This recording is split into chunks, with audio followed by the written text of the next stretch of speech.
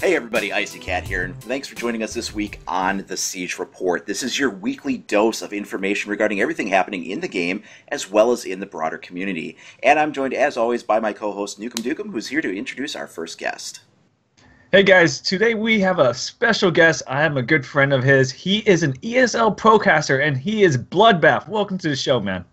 Thank you for having me today. I'm excited to see how we're going to continue on with today and the future of Rainbow all together. Yeah, I'm excited. Like, it's almost towards the playoffs for the Pro League high-level competitive play, and it's just awesome seeing you guys do that. So tell us a little bit about yourself and people who aren't on the Pro League. Sure. So my real name is Sean.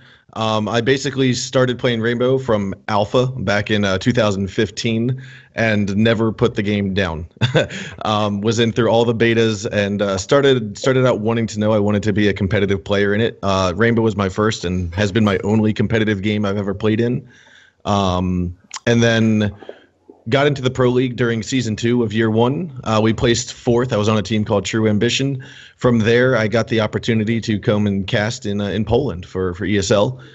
Spent Season 3 working alongside Panky and Emzo and Kix, and then Season 6 Invitational going into Season 4 and 5. We started becoming the lead caster. So here we are. Now it's almost the end, like you said, the end of Season 2, Year 2. And we have just 1 week of Siege left to go. Awesome. So you used to be an ESL Pro League player, correct? Yes. So what's that training like just to play at a high competitive level? Well, so for the earlier seasons of Siege, I want to say, has not been as competitive as we're seeing now. And as Year 2 has been developing more and more.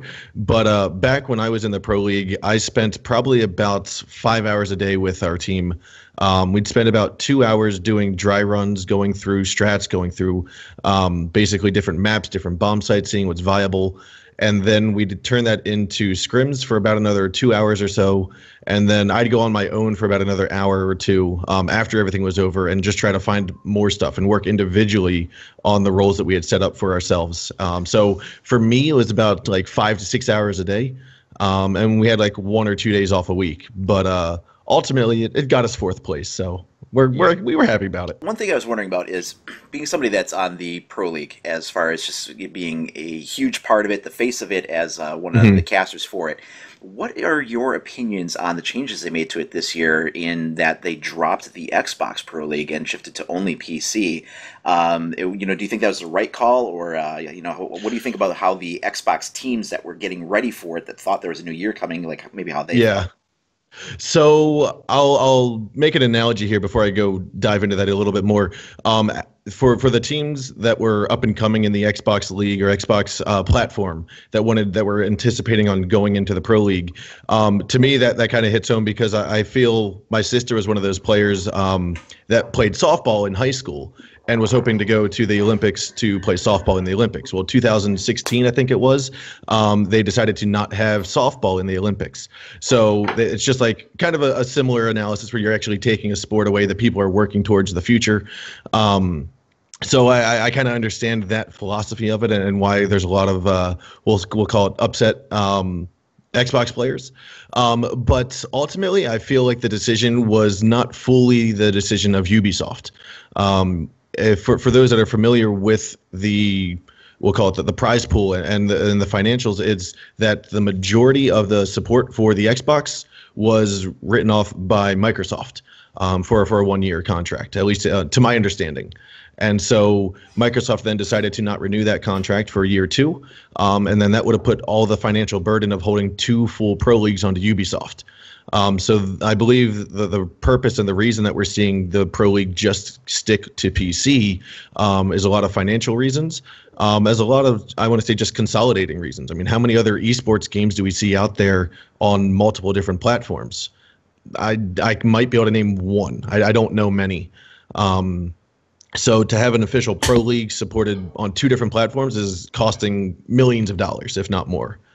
Which is why I kind of see it going to PC as being a very kind of a direct focus, but at the same time, I think it's kind of something that's needed to happen to help the game progress in a more direct manner. So I'm kind of curious. Let's say if someone wants to be like a caster or involved, like being a game competitive scene, and how do they go get their foot in the door to like get where you're at, to get contacted by Ubisoft, say we want you to cast our games? So for me, I kind of had a little different start. I never knew anything about casting, nothing about esports until about January of 2016. And I had a buddy of mine who casted some previous games, and he wanted to cast some of my scrims. So from there, I realized, what is casting? What is this commentating sort of thing? Realized that it is something that sounds like a lot of fun. Had a couple of people tell me that I could, that I might have the voice for it. Excuse me. That I might be able to do it. So I started asking people if I could spectate their scrims and commentate for it, and so on and so forth. From there, this is kind of the avenue that you can the different avenues that people can take. One, you can go the avenue that I did, which is I had a lot of contacts in the competitive Siege world, because I'd been playing in the competitive Siege world for 3-4 months at the very start, knew a lot of people, and I started asking people to get their teams together and started hosting a league. I started up my own community tournament. That was a weekly tournament where teams would play. We had 4 teams, and I would cast and commentate it. That allowed me to practice a lot of the different techniques that I'd seen on YouTube. It also allowed me live feedback in front of a real audience. And so from there, I reached out to ESL. I saw an old Reddit post back from November before the game even became fully released. And it had said, we're looking for casters for the Pro League. Here's my contact information, and reached out to him and gave him some information, gave him some clips of me casting, and then invited him to come watch me live during one of my tournaments. From there, just got into a conversation. He said, hey, you're actually decent. There's stuff that we can work on, but the foundation is there. So that's how I got into it. But some of the other avenues you could take is what a lot of people will do is they'll find the game they want to cast for, and they will find it on YouTube. They'll find just scrims. They'll find spectated games. Might be a previous Pro League match, and they'll mute the sound on it, and they will just voice over on top of it, and that can be their demo. The way that I tend to get a lot of practice is by 2 different ways. One, I review my own VODs, because you don't necessarily know how much you repeat words or repeat phrases until you listen to yourself. And the second is by watching some of the high-level professional casters, whether it be for another esports game or your own esports game that you're trying to get into. For me, I remember that one of the phrases I used to always say when I first started out was, he got knocked out. That was the phrase when someone got killed. And so if there was a trade back and forth, 3-4 trades in a row, I'd say, player knocked out player, player knocked out player. And I realized my chat, it was just going TK every single time. Or sorry, KO. And I was like, I asked him after the games, I was like, why are you typing in KO into the channel? He says, because you always say knockout. And it was kind of one of those moments where you're just like, oh, snap, you're right. You don't realize it until you go back into the VOD and you realize and you listen to yourself. So that's kind of how most people will get their foot in the door, is they'll either cast over a YouTube video or some other VOD, or they'll just go out, start their own league, start their own forum, their own medium to have an area to cast. Okay, real quick question on that. So did Ubisoft contact you after they saw you casting your videos, or you reached out and showed them some of your videos? So I think there's a little distinction I want to make first, is that Ubisoft does not actually run the Pro League. Okay. Ubisoft hires ESL. ESL is a separate company. And so Ubisoft is basically contracting ESL to put on this Pro League. So I reached out to ESL, and that's who I'm employed by. But what I did, I reached out to them. I sent an email to my contact, to the person I saw the Reddit post from, and sent him, I think, about 4 clips, about 2 minutes each, sent it to him, and invited him to come to my stream and watch more. They did a little bit of lurking, and I saw him there on the viewer list. I knew he was lurking around in channel. From there, then he reached out to me after he got some more footage of me, and we started the conversation up from there. So one thing we've been asking all the guests that have been on the show so far is, as one of the movers and shakers that have kind of influenced the Siege community and watched the game grow, as you said, involved since the alpha test originally. Now that we're in Operation Health, this is this time of change for the game and growth, but also laying the foundations and kind of righting some wrongs that maybe have kind of crept up in the system so far to this. What do you think of the way Operation Health has been going? So I feel like at the start, Operation Health seemed like the golden nugget. It seemed like something that the game needed, and I still think it's what the game needs. But I think there's a little bit of a misconfusion or miscommunication as to what Operation Health is. To me, and my understanding of what Operation Health is that it's supposed to be the underlying, the infrastructure level changes, whether it be with the engine, whether it be with the server, not necessarily direct game development. They're basically setting themselves up in these 3 months to then allow for more agile, more focused, and more efficient changes to go on with the game. In that regards, we've seen a lot of different changes. We've had multiple downtimes where it's been 4 or 5, sometimes longer hours of downtime, and that's because they're working on the servers. They literally need to power the servers off and update them, run diagnostics, and do whatever they need to do to enhance them. In that regards, I think they've been fairly successful. What I think has been kind of undercommunicated or underutilized in the sense of the general community has been the fact that it's not as transparent. Yes, we're saying maintenance is going on, but I don't think people realize what that means and what's actually being done. The transparency could be a little bit better, I feel like, for Operation Health. And in general, I still think that Operation Health has a little bit of ways to go before we can call it a full success. Mm-hmm. So what is currently happening now at Siege is alpha packs are finally out on both consoles. And apparently when they came out, it's causing a little server issue where there's a flood of people trying to open alpha packs to play, and like the server's degradation. So I believe IcyCat, you may had a little lag on Xbox the other day, right? Yeah, I was experiencing some lag over on that side of things. I don't know if that could be attributed directly to the alpha packs on Xbox, or if that was just like, you know, the hub I was connecting to had a lot of traffic. But I was definitely noticing that in between each round of a match, it would be like we were sitting there for a minute, like, okay, let's launch. But I can't speak to what the cause of that was.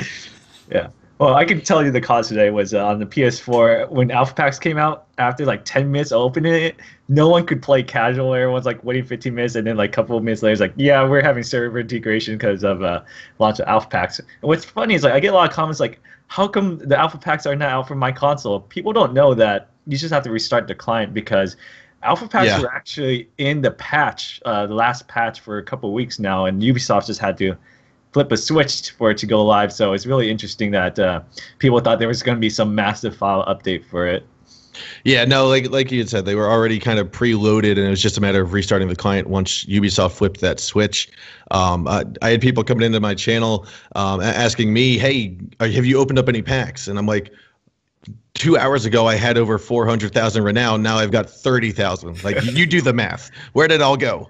But no, I think the alpha packs are something that a lot of people have been looking forward to. To me, since I've been playing the game for so long, it's kind of like I have almost every single skin out there that is in the alpha pack. So like people are saying, yeah, it's all these duplicates. Like I think I spent somewhere in the neighborhood of like 300,000 renown, and I think I got about 90,000 renown back from that, just from duplicates.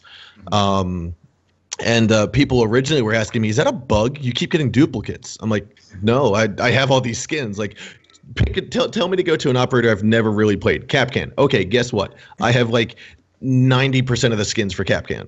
Yeah. So it's just something funny that people just need to experience for themselves, we'll say. Okay, real quick, just a quick comment on this. What are you guys getting any luck from alpha packs? I'm not like having the worst luck in the world opening anything and getting anything special. I don't want to jinx myself, but I have had quite the luck. I've picked up a couple of legendary. Now on opening my packs for me. No, I'd gotten I think maybe about 4 or 5 legendaries and a numerous amount of epics and some rares. But again, most of them are skins I already have. I think like the legendaries are the ones I haven't, but other than that, it's just like, oh hey, epic, yes. 4,000 renown. Yeah.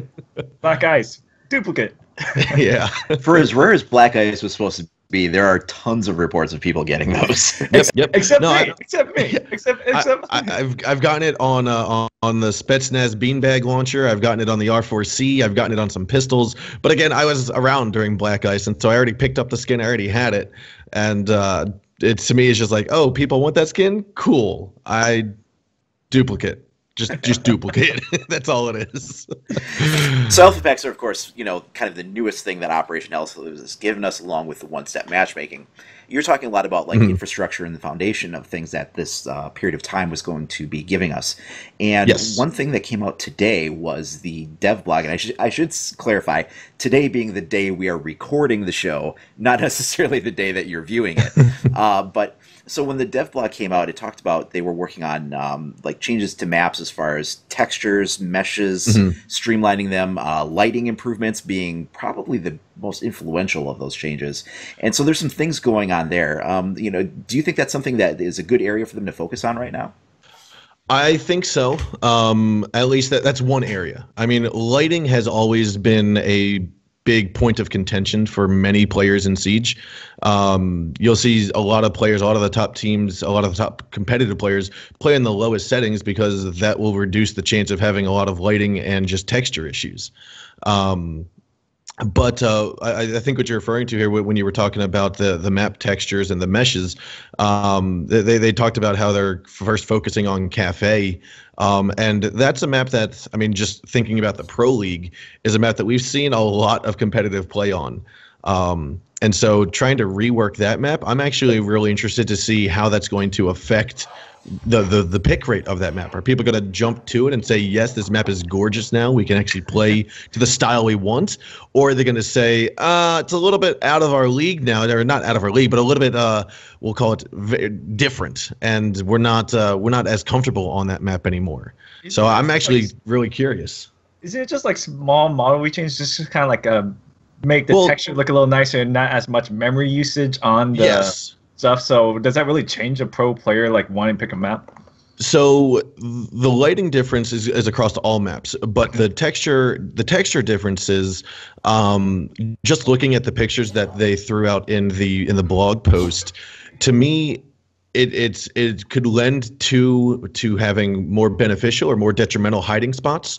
For example, if you're a Jaeger with X color helmet, and you might find a spot that you can sit in where that helmet kind of blends in, looks like a notebook on a table or whatever it could be. Now that's going to look a little bit different. And going prone under a table or a couch or however it may be could lend its way to be in your favor or be less in your favor. But as you were saying, the main changes they're doing with these textures and meshes is for memory usage and memory utilization. And I'll actually throw a quote here that they put in the dev blog. It was the technical director, Oliver, who said this. It was said, imagine we have a box and we filled it to capacity. It's difficult to improve on items that you've already put into the box when there isn't any space. With Operation Health, we are rearranging the contents of the box to give us more room to work. So that's what they're basically doing. They're not necessarily changing the items in the map. So you're still going to have the poinsettias. You're still going to have the windows, the shelves, the Christmas trees. You're still going to have all that in the exact same spot, but the textures are going to look different to help out with the memory utilization. I'm kind of curious, like, how does a developer? I know none of us developer, like, you're fixing the texture to make it look better, but it takes up less memory for it. And does that mean the map loading times will be a lot quicker since it requires less memory to load?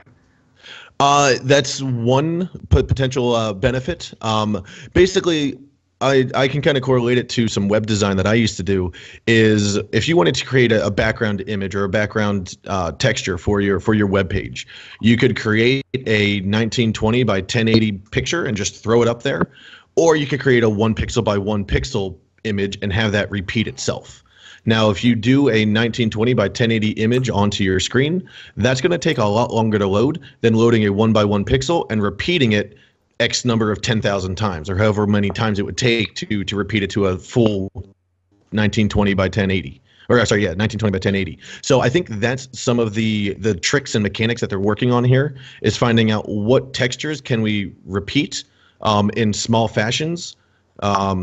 So that it's not, if you're looking at a Christmas tree, the whole Christmas tree isn't loading. All the green might be a 5x5 pixel or whatever it may be. So the textures will still look very nice, but the way that they're delivered is going to be more efficient. While we're talking about textures, I think the other, what I would argue is even bigger, though you do bring some interesting perspectives to why the textures themselves might be have an impact on the gameplay, but with the lighting reduction for looking inside or outside looking in, whichever way you're doing it, I mean, that's really going to change the meta as far as peeking or sitting on a Definitely. window where maybe you wouldn't have been able to see as much before, but now you can kind of camp there all day and see in clearly. How do you think that, not only for Pro League, but just in the general population of the game, how is that going to change things?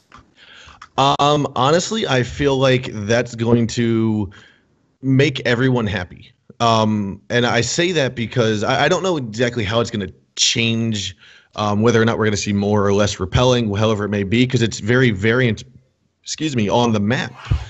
Some maps you stay inside and you're looking into God's eyes once you open up the window. But on the flip side, on the other turn, you might be outside looking in and it's pitch black, and you might think like an EMP grenade just went off and all the lights are down. So it's very variant on the map. But what I think is going to happen is it's going to bring everyone to a more consistent stance. So you're going to know, okay, here's someone on a window. I'm going to have this view on him. He's going to have this view on me. I don't know how it's going to impact the play in general, but I feel like the community will be accepting of it in a positive fashion if it goes the way that they're portraying it here in the dev blog. So you mentioned that you have 1 week left of the Pro League, I believe, group match before you guys go in playoffs. So we already have some teams that I believe are making playoffs. Can you tell us like what teams are going in and the whole bracket structure of the finals coming up? Yeah, so we currently we know 7 out of the 8 teams that have made it to LAN. We know all 3 North American teams, which is Excellence Gaming, it is Vertical Gaming, and it's also Elevate GG. And they were former console players, right? Elevate GG, yes, they were full console players through all of year 1. They even took first place in the 6th Invitational, and then after the 6th Invitational, that was kind of the last hoorah, we'll call it, for the Xbox division. And they realized, hey, we love Siege so much, we want to continue playing at this high level competitive play. We're going to transition over to PC, and they ultimately went to LAN their first season, switching over to PC. So I think in the eyes of many, they are they're considered a Pro League team on PC now, not just their Xbox transitioned over to PC. They're legitimately a PC team now because this is their second straight LAN that they've made it to. Talking about Latin America, we have BRK Esports as well as Santos Dexterity, or Team Font as they were previously known, or they're now known as Team Font, previously known as Santos Dexterity. Both of those teams have made it to LAN from the Latin American scene. Team Font made it to the 6th Invitational. That was the team from Latin America known as Santos Dexterity at the time.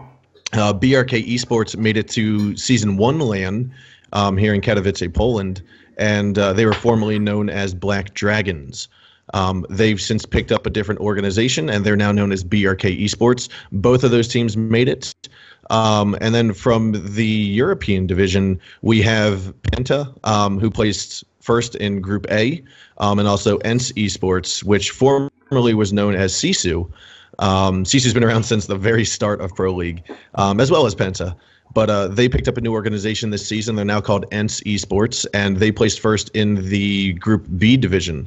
So they have both made it through the playoffs. And the last team that we're looking to fill the final 8th spot is either going to be Millennium or it's going to be Supremacy. Both of those teams are going to go fight in the second round of the playoffs tomorrow, actually, for week number 7 of the European Pro League. Now, of all those teams, like, has there been huge surprises that that like they made a huge comeback that made it into the playoffs, or anything that like strats that you haven't seen that just blew your mind as a caster? So I think I'll give the most improved award to Excellence Gaming, which is part of the North American seed or North American League.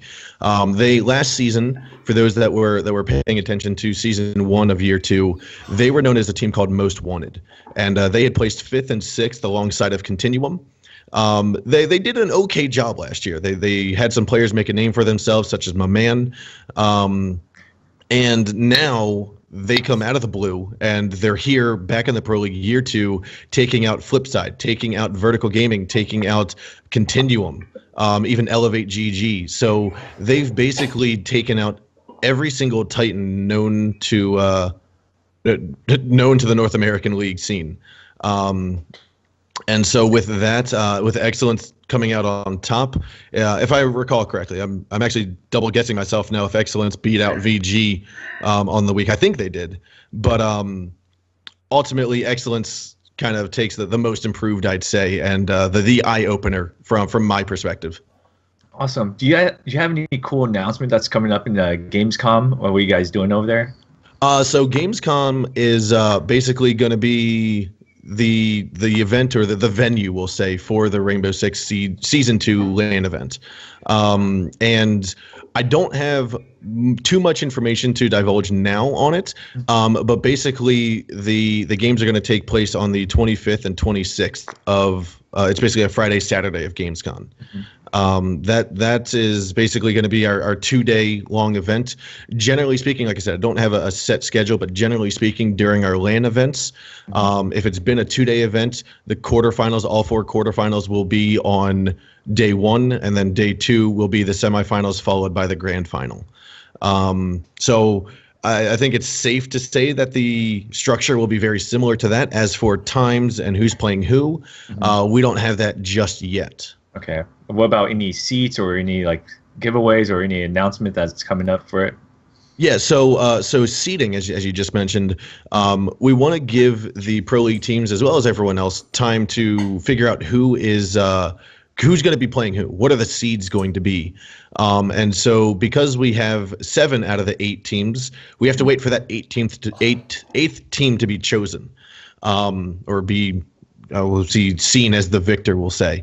And so after the European Pro League matchup tomorrow night, which is Thursday the 27th, I think it is, during that stream, but at the very end of the stream for the Pro League broadcast, we're going to be actually manually picking the seeds and selecting the seeds for each of the teams to go into LAN.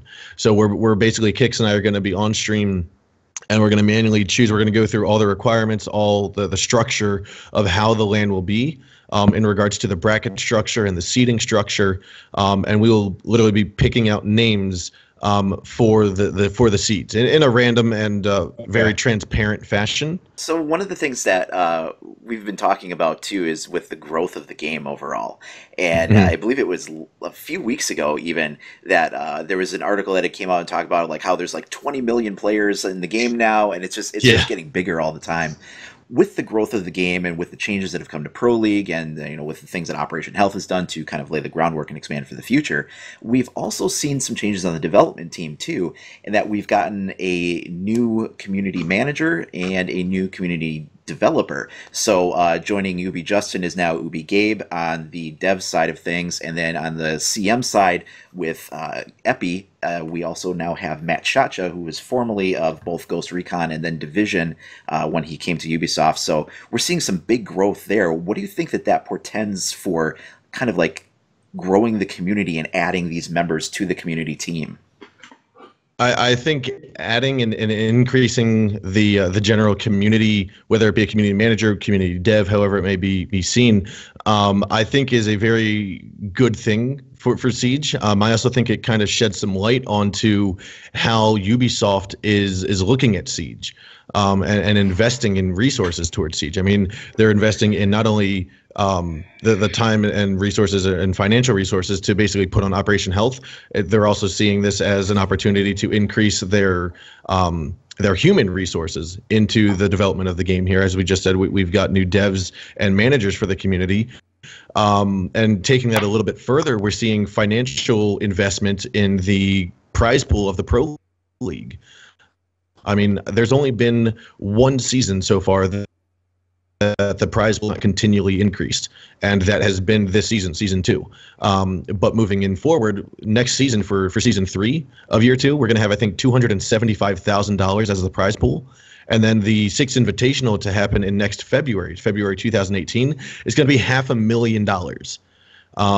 Now, I don't know how many people are going to recall the prize pool from season 1, year 1, but I believe that was $75,000, if not $50,000 total for all the teams playing. So going from a $75,000 prize pool from the first season to about 2 years later, saying, hey, we're now investing $500,000 in a single event, that is a skyrocket high amount that I'm really excited to be a part of. I find two ways looking at this. I'll be like, finally, Epi's gonna get help where everyone's not gonna tag Epi. He's like, what's your response to this, Epi? And like, it's gonna be like, he's getting no longer is like that sent to the team meme every single time for a response. So I think that's super funny. But I'm kind of curious. This is a different question than new community manager. But what do you think pro players react? Well, we're gonna this upcoming next season. We're gonna have 2 Hong Kong operators and now 1 Polish operator. Is it gonna really change from all the different seasons having 3 operators this time? I think it's definitely going to change and stir some stuff up. Reason I say that is because now we're going to have an imbalance in the number of operators on each side. We're only getting 1 Polish operator, which means either the attackers or defenders. It's not been revealed yet as to what side that third operator is going to be placed on. But that will throw an imbalance. And ultimately, while there will be an imbalance, it's going to all depend on how is that person, how is that player, how's that operator going to fit into the meta, or how is the meta going to evolve with that operator. But I think having that extra operator on your team, you're now going to have 2 brand new ops that could potentially drastically increase or influence the meta. And so from a pro league standpoint, if you now have an attacker, you now have 2 new attackers, we'll say, hypothetically speaking, of course, you have 2 new attackers, that could just like throw out your entire playbook, and you need to create 2 new, basically a brand new playbook with 10 different strats for a single map with these 2 non-operators. That's what it could be. So it could definitely stir up the pro league more than just what previous seasons had, where you've only had the introduction of 1 new operator. I think it's that third operator that's going to create a definite imbalance and potential, we'll call it curveball into the meta of the pro league. I think it's going to be a very exciting thing to see, as soon as we come into this new season, just how that's going to shake everything up. And it's just going to be really interesting to watch, especially after so long of a drought that we've had. So, but yeah. I mean, I still get people trying to say, hey, when are the Hong Kong operators coming out? I'm like, Bloodbath, you know this 3 months from now. Please leak NDA information, man. Newcomb, you know exactly what they are. Leak it. No, I still get people asking me about it, and I'm like, look, I was under the same impression you guys were, that we were going to get Hong Kong ops at the end of season 1 and into season 2, and I knew at the same time the community did, the public did, about Operation Health. So that was shocking everyone. No one knew about that one. No one knew about it. It was I want to say the best kept secret Ubisoft has ever had. No leaks about that one. But no, so I'll get a lot of questions because I am kind of one of the faces of Siege Pro League. A lot of people assume that I'm part of Ubisoft, that I have these insider secrets, and I don't. I have very little. I do have some knowledge of some of the stuff going on behind the scenes, but not as much as people tend to think. And so asking what are the new operators going to be? What are the utilities? What's going to be the Polish operator? Attack, defense, female, male? What's it going to be? I couldn't tell you. I can make speculations just as much as the next person, but I don't have any kind of definitive answer. People might not like that. I know, right? Anyways, it was awesome to have you on this show, Bloodbath, this week, and thanks to my co-host Icy Cat. We're gonna change up the format a little bit, so if you guys have any suggestions of how we can improve the Siege report, if you guys have any community members that you want to see on, just have them reach out to them, whether through Twitter or message them somehow and tell them to contact me, and we'll try to get them on the show. So just leave that feedback in the comments. Thank you guys so much for watching. We'll see you guys again next week. Bye.